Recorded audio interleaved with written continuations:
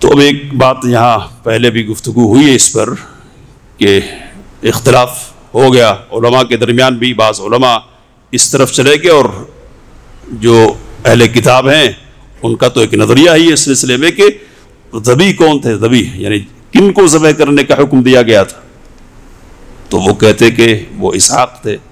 کچھ علماء بھی اس کے قائل ہو گئے، اور صحیح بات یہ کہ وہ کون تھے، اسماعیل علیہ السلام تھے۔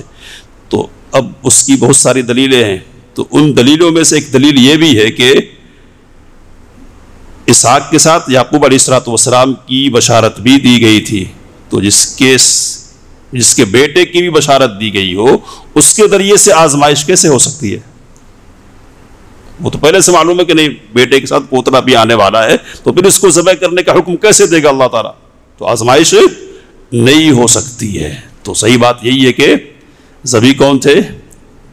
اسماعیل علیہ السلام، اور اسحاق کی صفت بیان کی علیم، اور اسماعیل علیہ السلام کے بارے میں جب ذکر کیا سورۃ الصافات میں، تو وہاں کہ فبشرناہ بغلام حلیم، ہم نے ان کو ایک حلیم لڑکے کی خوشخبری دی، حلیم بردبار، صبر اور تحمل والا۔